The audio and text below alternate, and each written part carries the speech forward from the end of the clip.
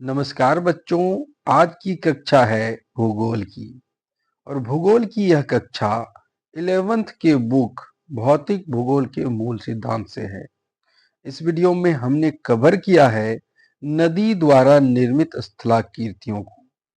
अगर आप इसी तरह के क्लासेस और चाहते हैं, जैसे कि हवा द्वारा निर्मित स्थलाकृतियां और भी कई प्रकार की निर्मित स्थलाकृतियां होती है जो कि रेगिस्तानों में बनते हैं, बर्फ द्वारा निर्मित स्थलाकृतियां होती है।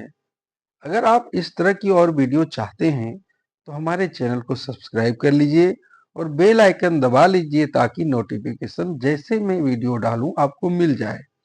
साथ ही कहीं कोई दिक्कत आपको रहे तो कमेंट कर लेना और अपने दोस्तों में ज़्यादा से ज़्यादा शेयर करना। पहले पूरा वीडियो देख लो, पसंद आएगी ही तब लाइक करना, मैं पहले लाइक करने नहीं कह रहा हूँ। चलो देखते हैं नदी द्वारा निर्मित स्थलाकृतियां कौन कौन सी है जो कि हमने इस पाठ में कवर किया है।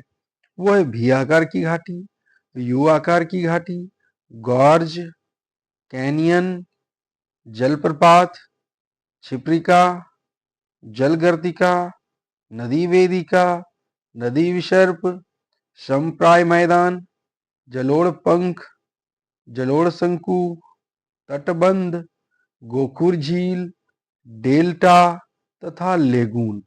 इतने सारे टॉपिक्स को हमने इस वीडियो में सुंदर दृश्यों के माध्यम से समझाने का प्रयास किया हूं। तो चलिए पाठ को शुरू करते हैं। पहला लेते हैं हम भी आकार की घाटी। सबसे पहले हम समझेंगे कि घाटी क्या होती है।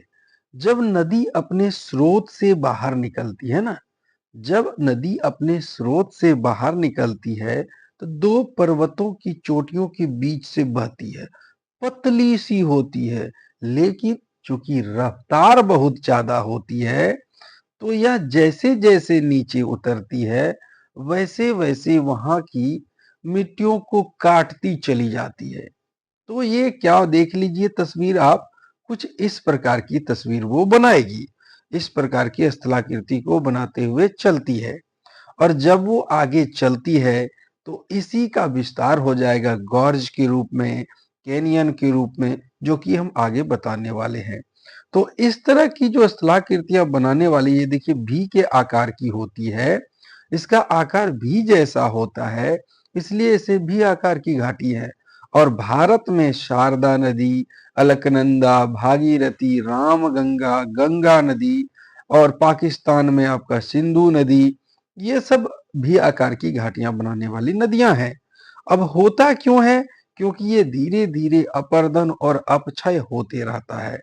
ठीक है, तो इसे हम कहते हैं भी आकार की घाटी। चूंकि इसका शेप भी की तरह होता है, आप देख लीजिए इसका आकार भी की तरह होता है और जानकारी हमने दे दी। अब आप देखिए यू आकार की घाटी। तो यू आकार की घाटी बनती है आपका बर्फ के कारण। जब देखिए आप ये समझिएगा कि हिमनद जो है कुछ ऐसी संरचना के बीच में जमा हो गया है। आप देखिए इस चित्र को, तो यहाँ पर देखेंगे ये पत्थर की आकृति ऐसी थी और बीच में आकर के आपका बर्फ ढका हुआ है। लोगों को पता नहीं है कि इसके अंदर बर्फ ढका हुआ है, लेकिन कभी कभी क्या होता है कि ये जो बर्फ है वो ढलान के कारण नीचे सरक जाते हैं, वो नीचे सरक जाते हैं और जिसकी वजह से वहां एक घाटी का निर्माण हो जाता है। या फिर कभी कभी वो बर्फ गर्मी के कारण पिघल जाते हैं, तो वो जो घाटी बन जाती है उसकी आकृति यू आकार की होती है, जिसे हम कहते हैं यू आकार की घाटी। तो इस प्रकार की घाटियां लद्दाख में, योसेमाइट घाटी कैलिफोर्निया में, लॉटरब्रुनन घाटी स्विट्जरलैंड में और मालियोवित्सा बुल्गारिया में पाई गई है। और ऐसा आप वहां पर देख सकते हैं, इसका आकार यू की तरह होता है। अब हम बात करेंगे गॉर्ज की। तो गॉर्ज जो होता है, जरा ध्यान से समझिएगा, गॉर्ज की जो दीवारें होंगी, सबसे पहले बात ये जानिए कि ये भी आकार की घाटी होती है। और भी आकार की घाटी की अगर दीवारें बिल्कुल खड़ी हो तो इसे हम गॉर्ज कहेंगे। अब होता क्या है कि जब नदियाँ निकलती है अपने, तो रफ्तार बहुत तेज होती है। जैसे-जैसे वो नीचे उतरती है तो आस-पास की मिट्टियों को, कच्चे पत्थरों को काटना शुरू करती है। तो ये जो आकृति बनती है वो गॉर्ज, ज़रा इस तस्वीर को देखिए।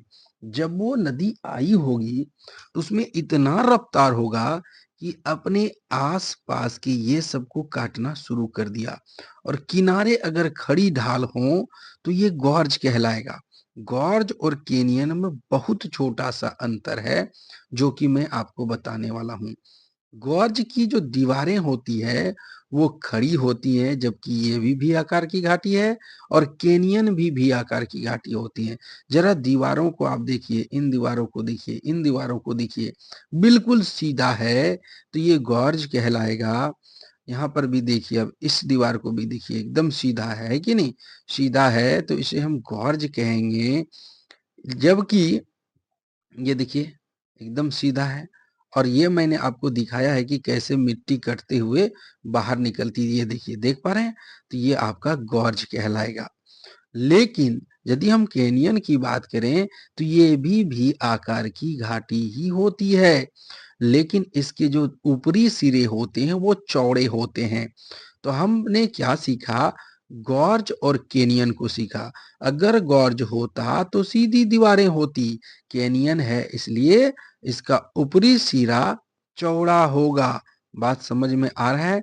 तो फिर से मैं आपको बता दूं कि जो गॉर्ज होता है वो अमेरिकन शब्द है और कैनियन जो है वो आपका यूरोपीय शब्द है। ये अमेरिकन है और आपका ये यूरोपीय शब्द है और ज्यादा कुछ अंतर नहीं है। दोनों के दोनों भी आकार की घाटी से ही बनते हैं। ठीक है? और छिप्रिका के बारे में हमने आपको आगे बताना है। कैनियन में थोड़ा सा अंतर देख लेते हैं। तो गॉर्ज में क्या होता है कि दीवारें खड़ी ढाल की होती है और भी आकार की घाटी पर बनता है।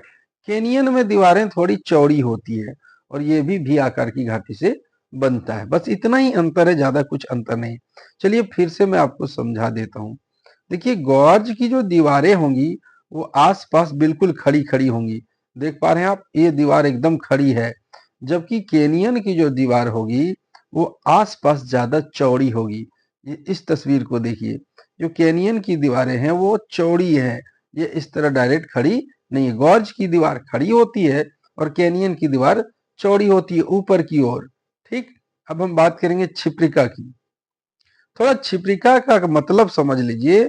ये छिप्रिका का मतलब होता है स्लोप टाइप का, ठीक है, ढाल टाइप का। जरा तस्वीर को आप देखिए, ये देखिए, आप देख पा रहे हैं ये ढाल टाइप का, इसी को छिप्रिका कहता है। अचानक से नदी बहते हुए अचानक से ढाल में गिरा, फिर बहते बहते हुए फिर घटाने से ढाल में गिरा। तो ये जो ढाल पर गिर रहा है, ऐसे ऐसे गिर रहा है, तो इसी को हम कहते हैं छिप्रिका। ये एक सीढ़ी नुमा आकृति बनाती, चूंकि यहाँ पर रफ्तार बहुत तेज होता है।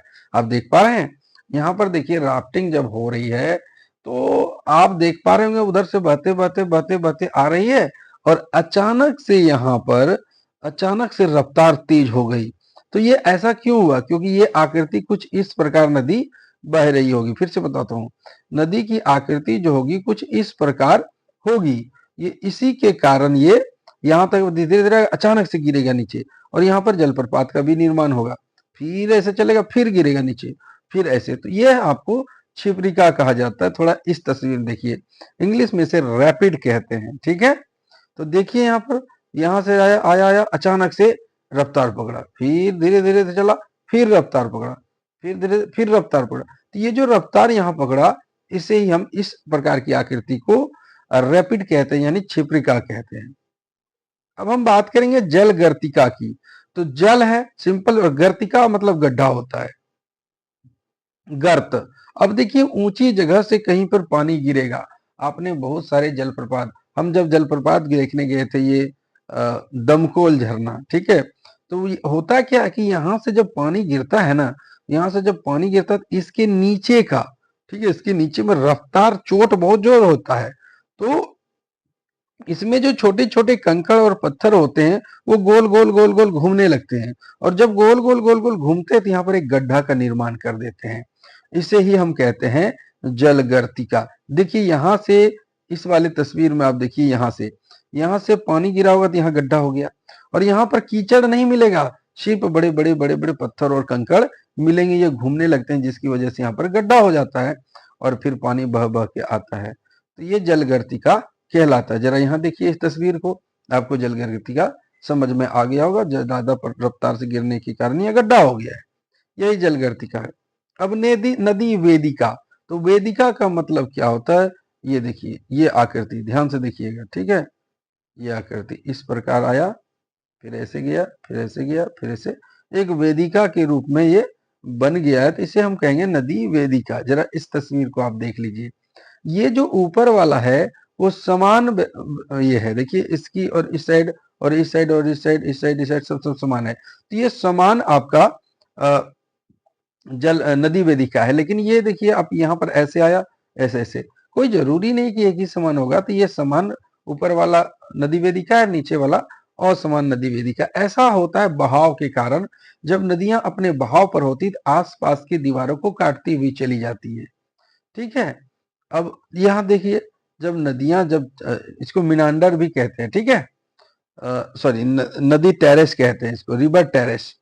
अब आप देखिए यहाँ पर कि जब ये इन दीवारों को देखिए, ये यानी कि पहले पानी इतना ऊपर से बह रहा होगा, फिर पानी घटा तो इसके नीचे से बहने लगा, फिर पानी कम हुआ तो यहाँ से बहने लगा, तो ये रफ्तार के कारण मिट्टी को काटते काटते चला गया। तो हम इसे क्या कहेंगे, तो इसे हम कहेंगे नदी टेरेस, या फिर नदी वेदिका, ठीक है, रिवर टेरेस भी इसको कहा जाता है। अब हम आगे देखते हैं, यहाँ पर देखिए इस तस्वीर में आपको एकदम बिल्कुल क्लियर हो गया होगा कि कैसे काट काट करके आकृति बनाई जाती है नदियों द्वारा। नेक्स्ट देखिए नदी विसर्प। विसर्प का मतलब होता है सांप जैसी आकृति। विसर्प का क्या अर्थ होता है, सांप जैसी आकृति। जब नदियां अपने रफ्तार में होती है ना, तो लहराती हुई बल खाती हुई चलती है, वो इधर उधर नाचने लगती है। अब क्या होता है ध्यान से समझिएगा, कि नदी इधर जाना चाह रही थी लेकिन ये टकराई, और टकराने की वजह से इधर आई, तो ये जो मुड़ा, ये जो मुड़ाव हुआ, तो मुड़ने के कारण इधर आया, और इधर से एक प्रेशर लगा यहाँ की ओर, तो इसको और चौड़ा कर दिया। तो सबसे पहले इस तरह चलती नदियां, कोई चीज से टकरा करके मुड़ती है, तो फिर इस तरह सांप की तरह आकृति बना लेती है। इसे हम कहते हैं नदी विसर्प, और इसी को मिनांडर भी कहा जाता है, याद रखिएगा। मिनांडर ने मियांडर, ठीक है, इसको मियांडर भी कहा जाता है। ये देखिए, ये असल का आपका दिखा रहा है आपको, ये अमेजन नदी का है, ये देख लीजिए आप कि कैसे ये होता है। अच्छा, इसमें एक बात और है, इसमें चूहों का भी बड़ा योगदान होता है। ये लोग छेद करते रहते हैं, एक विशेष प्रकार का चूहा पाया जाता है, वो छेद करते रहता करते रहता करता है, तो और नदी को मुड़ने में आसानी हो जाती है, नए नए आकृतियां बनती हैं। ये भी आप देख लीजिए, ये नदी नदी विसर्ग का है। अब आप यहाँ ध्यान से देखिएगा कि यदि मान लीजिए यहाँ से ये कट गया, ये नदी विसर्प है, और ये नदी किसी कारण से यहाँ से कट गया, तो कट जाने के कारण अब नदी कैसे बहने लगेगा, ऐसे बहने लगेगा, तो यहाँ पर धीरे धीरे मिट्टी का जमाव हो जाएगा, और ये जो बनेगा इसको बोलेंगे गोखुर झील, ठीक है। आगे बढ़ते हैं, अब जलोढ़ पंख देखते हैं। तो जलोढ़ एक मृदा होती है, जब पहाड़ी ढालों पर मृदा उतरती है, छोटे छोटे कंकड़ होते हैं, बालू होता है, तो वो कहीं ना कहीं निक्षेपित कर देती है अपने साथ। जो नदियां बालू मिट्टी गाद लेकर के आती है, वो जहां पर समतल भाग शुरू हो जाना शुरू होता है, वो मैदानी भाग शुरू होता है, वहां पर ला करके ये इस तरह करके ढाल देती है, देखिए इसको, और यहाँ से मिट्टी ला ला करके ढाल दे रही है, तो ये पंखे की आकृति हो जाती है, और इसीलिए इसको एलुवियल फैन या फिर जलोढ़ पंख भी कहा जाता है, या पंखा भी कहा जाता है। इसकी एक दो तस्वीर आप और देख लीजिए।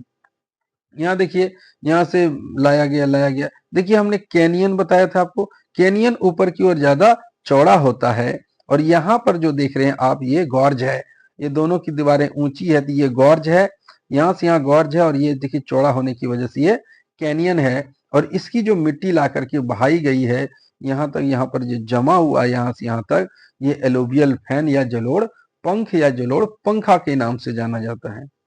यहाँ पे इससे आप देख लीजिए, देख पा रहे हैं, है ना, वहां से मिट्टी बहा बहा करके लाई है और कैसे एक पंखे की नुमा की आकृति बनाई है। अब जलोढ़ शंकु, जब जलोढ़ शंकु और जलोढ़ पंख को थोड़ा सा ध्यान से समझिएगा, बस एक ही चीज है, दोनों आकृति का फर्क है। अगर पंखे जैसी आकृति निक्षेपण के बाद हुई है तो जलोढ़ पंख कहेंगे, लेकिन शंकु जैसी आकृति हो गई है, ये देखिए शंकु जैसी आकृति हो गई है, तो इसे जलोढ़ शंकु कहेंगे। दोनों में बस कोई फर्क नहीं है, सिर्फ और सिर्फ डिजाइन का फर्क है। अब हम बात करेंगे तटबंध की, तो तटबंध को आप कच्चा बांध से समझ सकते हैं। हमारे आसपास कई सारे नहर खुदे हुए हैं, आप चाहें तो आपका कुरुमटाण के बगल वाला में आपका घोंघा के आसपास नहर बना हुआ है, वहां देख सकते हैं, वहां की मिट्टी कोड़ कोड़ के दोनों तरफ रख दी जाती है और एक कच्चा बांध बना दिया जाता है, इसको तटबंध कहते हैं। और इसके बाद देखिए कभी कभी बाढ़ से रोकने के लिए आर्मी वाले सब प्लास्टिक का थैली बिछाकर सीमेंट का बोरा में बालू भर भर करके रखते हैं ताकि कटाव को रोका जा सके, तो ये भी तटबंध है। और यहाँ देखिए ग्रामीण लोग अपने गांव की मिट्टी को कटने से बचाने के लिए बाढ़ वाले इलाके में सीमेंट का बोरी में मिट्टी या रेती भर भर करके एक बांध बनाए हैं जिसको तटबंध कहा जाता है। अब ध्यान आपको ये देना है कि तटबंध और बांध में क्या फर्क पड़ता है। तो तटबंध और बांध में आप एक बात याद रखिएगा कि जब भी बांध बनेगा, अगर नदी ऐसी बह रही है तो बांध इसके एक्रॉस बनता है 90 डिग्री पर, पानी इधर से आ रहा है तो बांध ऐसे बनाया जाता है। जबकि जो तटबंध होते हैं वो नदी के समानांतर चलते हैं। तटबंध किधर बनते हैं, इधर बनते हैं, तटबंध इधर बनते हैं, जबकि बांध ऐसे बनता है। इस बात को भी याद रखना है आपको। अब हम बात करेंगे गोखुर झील की, तो अभी थोड़ा सा हमने आपको गोखुर झील का हिंट दे दिया था कि नदियां क्या होती है, ऐसे लहराते लहराते लहराते लहराते चलती है और चलने के कारण, अब जरा इस तस्वीर को आपको गौर फरमाने की जरूरत है कि ये जो तस्वीर होगी ना, ये जो तस्वीर, ये जो नदी होगी, तो पहले इस तरह वो बहती होगी, ठीक है, इस तरह वो बहती होगी और बाद में नदी क्या हुआ आपका, यहां से कट गया, ठीक है। और यहां से कटने के बाद इसने क्या किया, अपना रूप बदल करके ऐसा कर लिया। तो ये जो आकृति बनी इसको हम ऑक्सबो लेक या गोखुर झील भी कहते हैं। यहाँ देखिए, इसमें भी आपको समझ आएगा, ये नदी क्या थी, पहले कुछ इस प्रकार से बह रही थी और बहने के कारण कई कारण बदलाव होते रहते हैं, रफ्तार होती है, किसी कारण से ये नदी यहाँ से कट गई और यहाँ से कटने के बाद अब ये उधर ना जा करके ऐसे, तो ये जो झील बना इसे हम गोखुर झील या फिर ऑक्सबो लेक भी कहते हैं। उसी प्रकार की यहाँ पर भी है, आप इसको समझ सकते हैं। अब हम बात करेंगे डेल्टा की, तो जब हम डेल्टा की बात करते हैं तो डेल्टा क्या होता है कि जहां नदी का मुहाना मिलता है समुद्र से जाकर के, जहां वो अब समुद्र में मिलेगा उससे पहले ये बहुत सारा मिट्टी ला ला करके डाल देता है। इससे कुछ त्रिभुजाकार आकृतियां बन जाती, जैसे ये देखिए, ये देखिए, ये देखिए, ये देखिए, ये देखिए, ये सब जो है ये सारे के सारे ये सब डेल्टा हैं। क्या है ये सब, सारे के सारे डेल्टा हैं। और विश्व का सबसे बड़ा डेल्टा हमारे भारत सुंदरवन में पड़ता है। ये देखिए आप, ये डेल्टा एक है, ये भी डेल्टा है। ये सब क्या है, नदियों द्वारा लाए गए मिट्टी, कीचड़, कंकड़, बालू और उसके निक्षेपों से बना है, जो कर की नदियों द्वारा जमा कर दिए जाते हैं। अब यहाँ पर आप देखिए कि हम बात करेंगे संप्राय मैदान की। संप्राय मैदान की जो हमने शुरू में कहा था, संप्राय मैदान में इसी में समझा दूंगा, उसका अलग से मैंने तस्वीर नहीं लगाया। जब नदियां अपने साथ बहुत सारी मिट्टी लाती है तो उसके क्षेत्र होते हैं, आसपास का जो क्षेत्र होता है, बाढ़ का एरिया, कि जब बाढ़ आएगा तो पानी यहाँ से यहाँ तक चला जाएगा, तो उसमें भी कुछ मिट्टियां जाती है, तो उससे जो मैदान बनता है, जैसे कि उत्तर भारत का मैदान, जैसे बिहार हमारा बसा हुआ है, तो मैदानी भाग में बसा हुआ, तो इसे हम कहेंगे संप्राय मैदान, ठीक है। तो अब उसके बाद यहाँ पर देखिए जब ये मुहाना में समुद्र में जाकर के मिलती है तो कुछ इस प्रकार की त्रिभुजाकार आकृतियां बनाती है, जिसे हम डेल्टा के नाम से जानते हैं। अब हम बात करेंगे लेगून की। तो लेगून हमारा क्या है कि लेगून समुद्र का वह भाग जो समुद्र से कट गया हो, समुद्र का वह भाग जो समुद्र से कट गया हो लेकिन उसमें जल तो है समुद्र का, जैसे चिल्का झील उड़ीसा का। यहाँ पर आप तस्वीर से देख पा रहे हैं ये वाला समुद्र का ही भाग है लेकिन मेन समुद्र से कट गया है, तो ऐसे भाग को हम लेगून कहते हैं। यहाँ तस्वीर में आप देख लीजिए ये आपका उड़ीसा राज्य है और उड़ीसा राज्य में एक छोटा सा जगह समुद्र किनारे कट करके अलग हो गया है, तो इसे हम कहेंगे लेगून। समझ गए? ये आपका लेगून का चित्र है उड़ीसा के अंतर्गत का। अब ये गंजाम जिला खुर्दा डिस्ट्रिक्ट पुरी में भी आपको देखने को मिलता है, बंगाल की खाड़ी के किनारे सटा हुआ। तो ये हमने कवर किया आपके लिए कक्षा 11th भूगोल के भौतिक के मूल सिद्धांत से नदी द्वारा निर्मित स्थलाकृतियों के बारे में एक विशेष कक्षा। अब आप लाइक जरूर कीजिए क्योंकि आपके लाइक करने से हमारा मनोबल बढ़ता है। ठीक है, तो आज हमने क्या क्या कवर किया एक बार तुरंत रिकैप कर लेते हैं ताकि आपको कुछ दोबारा याद हो जाए। चलिए एक मैं शुरुआत से आपको समझा देता हूं। ठीक है,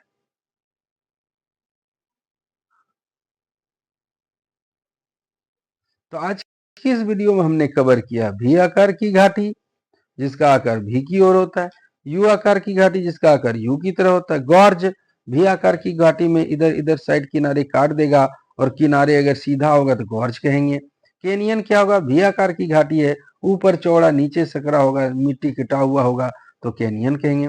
जलप्रपात, तो जलप्रपात हमने छिप्रिका जब बता रहा था, छिप्रिका के साथ हमने जलप्रपात बताया था कि इस तरह चलता है नदी इस तरह, तो यहाँ से धीरे धीरे आता रफ्तार पकड़ता है तो इसको छिप्रिका कहते हैं। और यहाँ जो पानी गिरता है इसको हम जलप्रपात कहते हैं और इस जगह जो गड्ढा बनता है उसे हम जलगर्तिका कहते हैं। नदी वेदिका के बारे में हमने बताया कि नदियां पहले पूरा बहती है यहाँ से यहाँ तक, तो ऐसे ऐसे फिर ऐसे ऐसे डिजाइन बनाती हुई बहती है।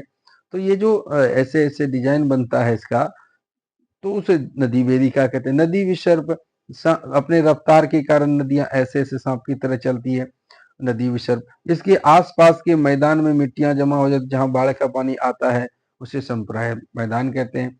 जलोढ़ पंख, तो जब जलोढ़ मृदा पहाड़ी, मान लीजिए ये पहाड़ है इसके द्वारा ये लाया जा रहा है और यहाँ पर एक क्या एक पंख की आकृति बना लिया ऐसे करके तो इसे जलोढ़ पंख कहेंगे।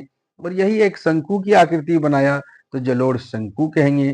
तटबंध क्या करते हैं हम बाढ़ को रोकने के लिए, या कई प्रकार से नदी बाढ़ होता है, तूफान आते हैं उसमें समुद्र का पानी चला आता है उसको रोकने के लिए, या कई प्रकार से हमें जहां पानी को रोकना होता था हम टेम्परोरी इंतजाम करते हैं, पत्थर रख देते हैं या फिर मिट्टी भर के बोरा में रख देते हैं, फिर सीमेंट बालू ऐसा भी भर करके रख सकते हैं, पुराना जो सीमेंट खराब हो गया तो वो हमारा तटबंध कहलाता है। गोखुर झील की बात करें तो जब नदियां लहराते हुए चलती है तो किसी कारण से ये कट करके अलग हो जाती है तो ये जो बनता है ये गोखुर झील कहलाता है। डेल्टा, जब नदी अपने मुहाने पर होती है, मुहाना का मतलब होता है जब वो समुद्र से मिलती है नदियां आकर के तो मिट्टियों के त्रिभुजाकार आकृतियां बनाती है, इसको डेल्टा कहते हैं।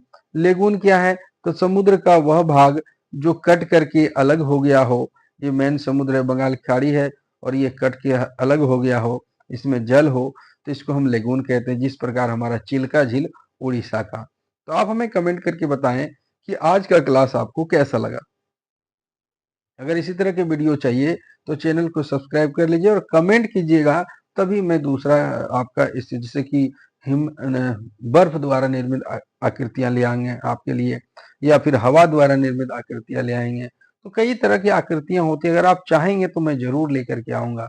तो बच्चों ठीक है, आज का क्लास यहीं समाप्त करते हैं। धन्यवाद।